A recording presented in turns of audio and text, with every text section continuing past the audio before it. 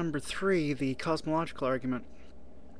There are different variations of the cosmological argument. In some versions, God's existence is said to follow from the universe beginning to be in the first place. Other versions of the argument argue that God's being is inferred from the existence of the universe at the present time. It is inconceivable that It is inconceivable that anything begins to be uncaused. The universe began to exist, according to scientists. It could not have been caused by anything natural, for it, the universe, is by definition all of nature. If not a natural cause, then a supernatural one. This supernatural causal agent all men call God.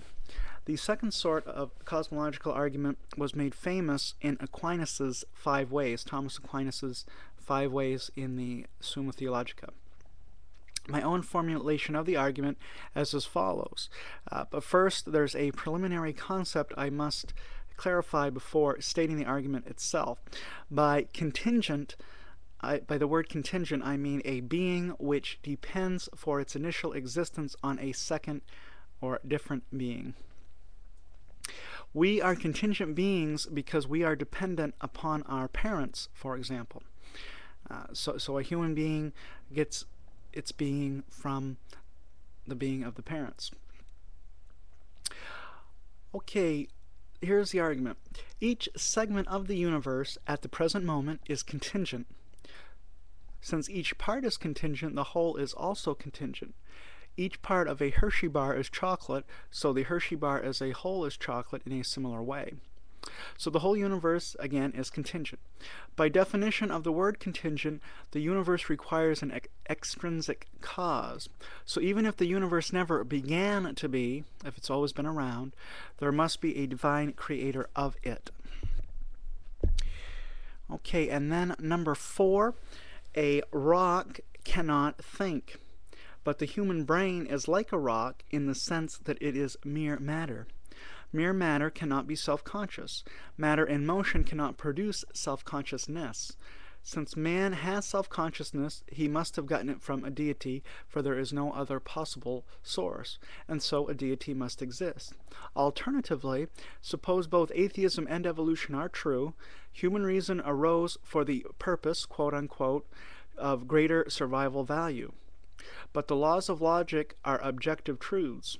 Survival of the fittest is a matter of subjective application, not objective truth. Moreover, being illogical can, in certain circumstances, confer a greater survival value than being rational. An atheistic evolution is ultimately purposeless and unintelligent, so there is no good reason to suppose our brains and our logic evolved correctly. We end up using reason to undercut reason. Atheistic evolution is thus self-refuting. On the other hand, if we can trust our reason, then there is a logos to ground our logic in. Jesus Christ is that logos. And number 5, I am always puzzled by the ontological argument, or rather people's responses to it. To my way of thinking, this is the best argument ever devised for theism, yet most people seem to view it as the worst. In any case, there has been an important development to the ontological argument since Anselm's day, and this new development requires understanding before my formulation of the argument. So this is background that you need to have for the argument. What I'm talking about here is modal logic, or possible worlds. Modal logic is the logic of possibility and necessity. By possible world is meant a logically possible world, or the way the actual world could have been. The actual world could have been different than it is, so that would make it a possible world if this other state of affairs obtained. Okay, it is absolutely impossible that students of high school geometry could study square circles in some possible world. This is impossible because square circle is a logically self-contradictory, it's contradiction in terms. To be square is to be not circular, and to be circular is to be not square. So there are no possible worlds where this abstract entity, square circle, can exist or be studied. Of course, it exists in the mind. It's abstract.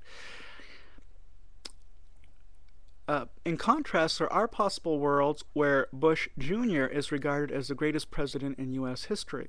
That is not how it went down in the actual world, but there is nothing logically contradictory in the idea.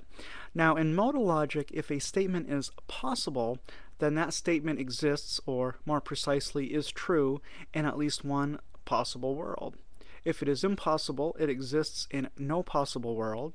Finally, if it is necessary or necessarily true, it exists in all possible worlds. So square circles are impossible, the Pythagorean theorem is necessary, and me being an award-winning bodybuilder is possible in modal logic. So again, in modal logic, the possibility of something, if something is possible, it is true in at least one world, possible world.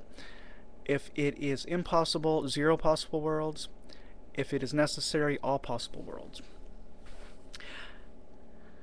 Alright, if that was confusing, you may have to go back and listen to it again. The concept of modal logic isn't difficult once you understand what is being said, but you do have to make sure that you have that down before we go to the proof itself, and I will do that, the ontological proof, in the third part of this series in the next video. Thank you.